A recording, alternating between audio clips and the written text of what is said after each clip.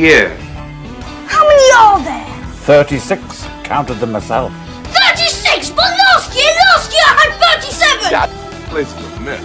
Meth? You're worried about a little meth? There's nothing here a little spit shine wouldn't fix. I ought to kill you right now. Not a very private place for a murder.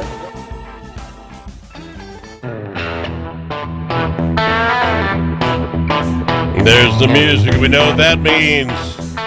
Time once again to get the boys in here. We've got Jake and the Stunt Monkey and the Barbecue Show. Love having them here. Gentlemen, how are we doing? Boy, I love that music. How are you doing?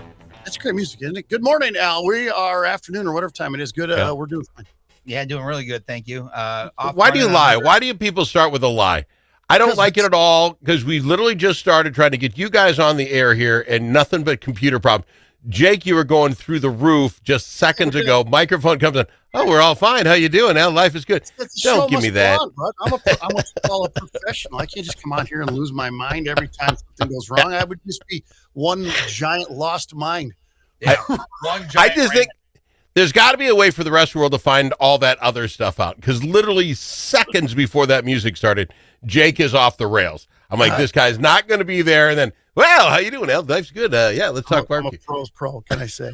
when the mics come on, it's it's go time. It's go time. That's the thing you learn early on in this business is that when the camera turns on or the mics go hot, then you're in character. You got to go. Yeah. There is two ways to handle it, though, because you could be completely honest and upfront with it every time. Yeah. But then every time it's a lot sometimes with technology. So nobody. And how long the career would last would be interesting as well because he was off the charts. And then, bam, hi, how are you? The Dr. Jekyll Hyde thing was amazing. That's all I'm saying, Jake. Just amazing. I know. Man, nobody wants to see. They're all like, "Oh, poor Jake. He's got it so rough. He's just didn't have room pushing buttons and talking for a living. That must be tough."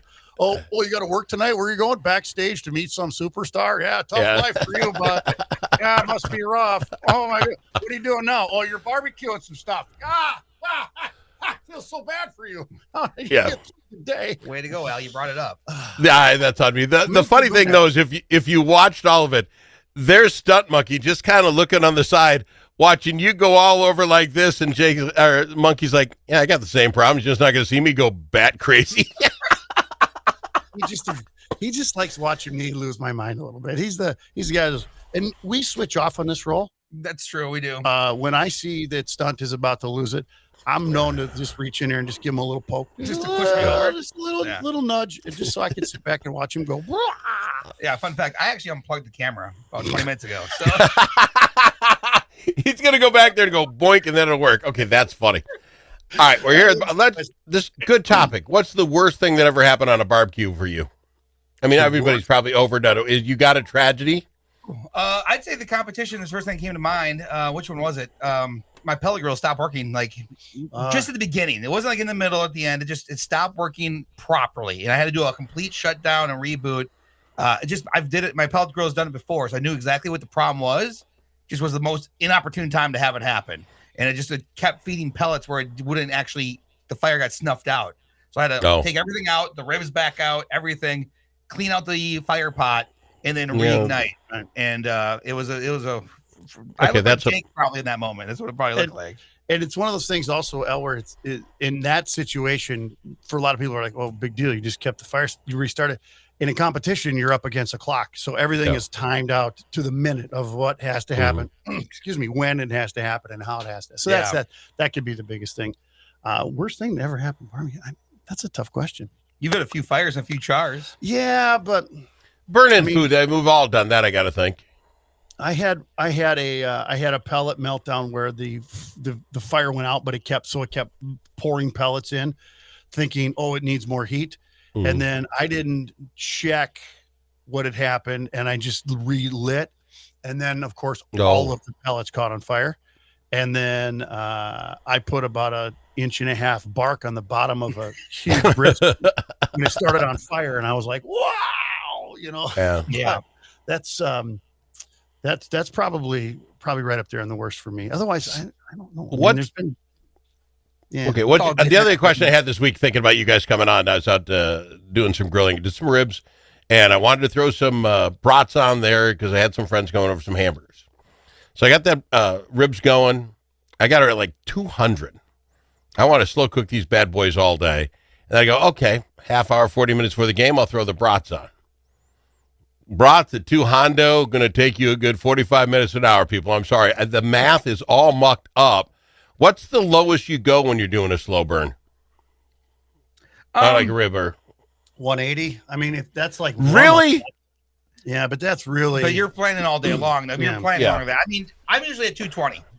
For most of my smokes, I'm at 220. If you're doing 180 or even a little bit lower, if you can make it, that's usually your cold smoke temps. Yeah, and that's when you're doing cheeses and whatever else. Oh, and that's, okay. I'm saying, that's just your smoke. At 180, you're just smoking. You're not cooking really. Yeah, you know what I mean. You're keeping something warm. Yeah. But you can go. I mean, you can get as low as 170, 180, and hold it there for a while, or let it run there for a little bit and then bump it up to 225. But does it do anything more? Do you get any more smoke out of it because you did it that long? What, you're 220, 225. I may not have the patience for it because it took so long to get done. Do you get any more flavor because it's that low? For that long? You're putting the longer you have it in there, no matter how long it is, it's just taking on more smoke. Okay. And if you're not putting a bark or anything on there at the same time, that smoke's going to be able to keep penetrating that meat. So the longer at a lower temp, you're probably putting more smoke on there. Now, how much smoke can your meat take? Depends on how big it is. Depends on well, it depends also on there's a certain temp that your meat will hit where it won't take more smoke. You'll build that bark and then the smoke can't get in. And that's why you usually go really low and slow in the high smoke setting early to let the smoke penetrate and get in there. And then once you've hit your smoke max, then you want to bump it up. Think about this. If you cook it at a high temp, you're going to sear it right away. Yeah. And when you sear it, you're sealing it. Then the smoke can't get in through the sear. So that's that's where the reverse sear comes into effect is, smoke it for a while low and slow and then finish it with a higher heat to sear it off and give it that crispy edge. Well, I love my brats. I love the hamburgers on there. Again, took too much time. But when you talk about getting the bark, that doesn't happen so well for chicken for me. What do I got to do? Do I need to oil down the chicken first? What do I got to do to get me some bark on a chicken? I'll let Jake take this one. Well, first of all, you're not going to get good bark on a smoker with your chicken because it's a smoker. You're just not in the high enough temp. If you want bark, I would suggest you use your gas or charcoal. I would definitely give that thing a lovely massage with some olive oil. You can go butter, but you got to be careful with butter because it can burn sometimes. Olive oil is the perfect thing, and then a little seasoning, and then you just need that right. You need that right convection, where you're getting the air to move around it, so it dries that skin out, and that's where you get the bark is that drying out factor. Okay. And if your temps are too low, then your humidity's too low. And not to get overly technical, and I think Stunt will agree, that's the difference between charcoal and gas. LP gas is a wet, burning, humid cooking fuel source. So if you're looking for a good dry bark, you might want to put your chicken up on the top rack. Don't leave it down closer to the fire because you're going to get a moist. I know it sounds weird to say, talk about a moist with flame, but it's true. Yeah. When you say that bark too, though, do you want a char or do you want a bark? Because I think like a chicken breast or thigh, a good char at the end of it is great. That's all I'm looking for is the char. Yeah. Yeah. Then you're probably going to want to be like what Jake said on that charcoal grill or Weber gas, whatever. Yeah, I think the official term is caramelization, but I'm not. You need a little sugar to do that. What is all the fowl the same way? I mean, have you guys done other? I mean, turkeys. I presume you have. I don't know, duck. Have you done all of that on your grilling, or is it all kind of the same? They all cook the same. The difference is your flavor profiles. Obviously with the pheasant, you want to be careful because it's a much leaner meat. You don't have the dark meat like you do with some turkeys. So you want to be careful that you don't dry it out. And that you're using other things than seasonings that complement the flavor. Duck, depending on the type of duck, every duck has a different flavor to it. I mean, it's just like every other bird. That's the reason canvasbacks were so endangered for a long time. It's a big duck. It's got a very mild tasting breast and a good sized one. So people like to shoot a lot of those back in the day. So there was a long time from like the early 80s up until I want to say mid to late 90s where they were endangered and you couldn't even shoot them. A little duck history for you there today. Thank you. It's funny what you get on the barbecue show. Let me ask you, do you have any like secrets for like a turkey? I'd love to smoke a turkey, but I would worry so much because you can't really mess it up, right? If you mess it up, it's Thanksgiving down the tubes and you've ruined it for everybody. Is there any way of really doing that well? Something called splatching or something? I'll say two things. Number one is, go ahead, tell them. Number one, spatchcock. I love doing it that way. I honestly think it's an even cook. That's kind of the point of it. But for folks who don't know, you mean rip that thing in half and lay it flat, right? Basically, yeah. You could use scissors. That's easier than ripping it. Okay. Well, this guy works out. Use these muscles. Yeah, usually you take the breastbone out. Oh my God, Dad, what are you doing? We just cut the bird in half. Dad's lost it. Okay. That's Thanksgiving they'll never forget, right there. How much Dad, time do we have left? Dad, don't you think you should have killed the turkey first? Okay, let's move on. Okay. All right, I took that too far. I apologize. Sorry, So you lay it out flat, and go ahead. Yeah, no. Oh yeah. Explain the spatchcock so he would. Yeah, you take out the breastbone and you just lay it down flat on your grates, right? And so it's more intended to kind of get smoke more on the breast as well. All right, let me start. Let me I'm start already over. messing up apparently. You cut out the backbone, not the breastbone. Okay. You cut out the backbone. Oh, yeah. Sure. See this turned around. So you can open it up. We are really late right now. Let's do this. Let's go to break. When we come back, we'll get ourselves together and we'll find out whether it's the breastplate, the backbone, ripping it apart, cutting it with the scissors. I don't know what's going on, but we're going to find out right after this. Barbecue Show. Think about it. A famous politician once said, "You're entitled to your opinion, but you are not entitled to your own facts." But in a world full of AI and fake news, where can Minnesotans find the facts? Center of the American Experiment is Minnesota's go-to source for fact-based analysis and common sense solutions for taxes, energy, public safety, and our kids' education. Visit AmericanExperiment.org for more information.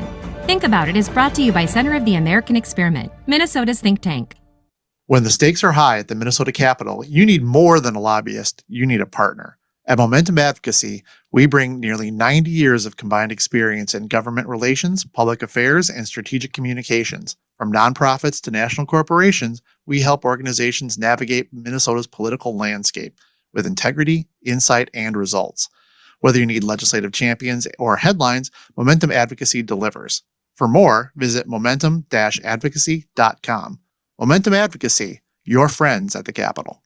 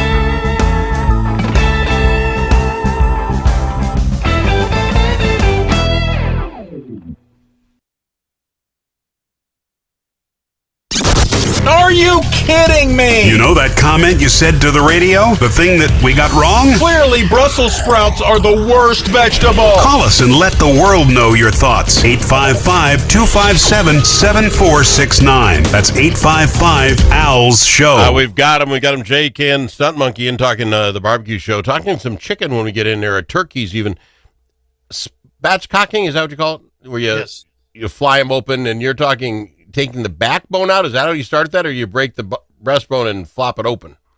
But you take like meat scissors or shears or a good knife, and you want to cut on either side of the backbone. Yes. And take that backbone out.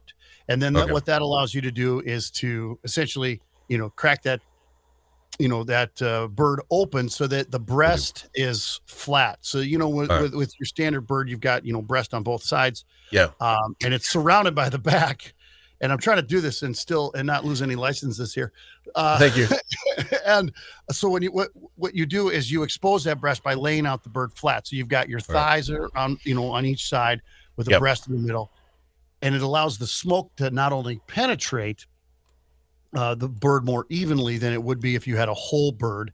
It also reduces your amount of cooking time, and it evens out your cooking time. That's the biggest part about doing a turkey, no matter how you do it, if you're doing it in an oven or a roaster or whatever, is because of the difference of size and volume, you've got different cooking times. And this levels that playing field a little bit. And that's probably the number one rule to making a smoked turkey turn out for Thanksgiving is spatchcocking. The number two rule is practice.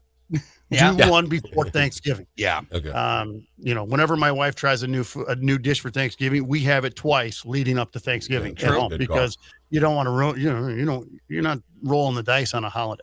I would say the turkey is a pretty forgiving, though. I mean, as long as you're not hammering it, right? Christmas vacation style.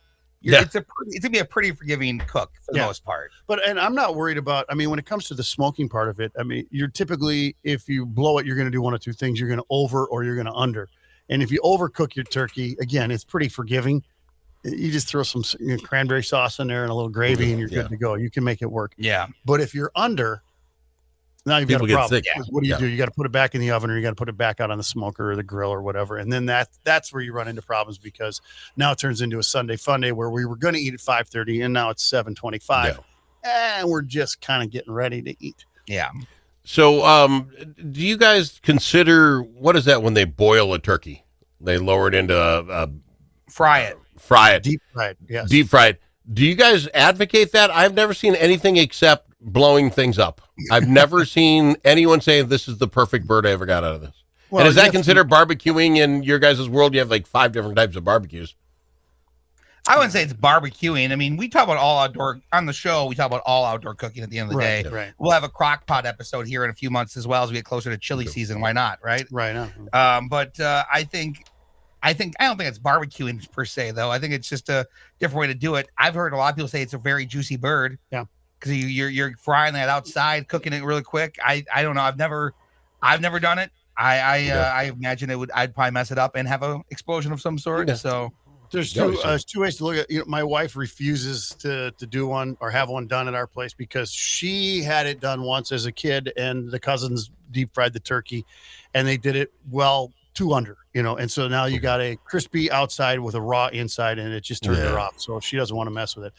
I would say if you can do it right and it's your thing, go for it, and when it comes to the exploding part, we're big firm believers in, thinning the herd. So, one less barbecue guy out there. Do it smart. I mean, do it right. Do it safely. Make sure you're outside in an area where you're not going to have problems. I would suggest on a driveway, not on the grass, but whatever. Away from the house. All those standard things. But you see that all the time with barbecues. Weber grills, gas grills, some smokers where people wrinkle up their vinyl siding because they had it too close to the house. Just be smart. That's the biggest thing. And experiment and have fun. Absolutely. Go fire that thing up. I've got to put it up. We got to go. Appreciate you guys a ton. Jake, Stunt Monkey, they're the barbecue show. Catch them wherever you get your podcast. Barbecue Show. That's what it's called, right? On all your BBQ show. Absolutely. Thank you so much. Thanks, guys. More after this. If it's your turn to host a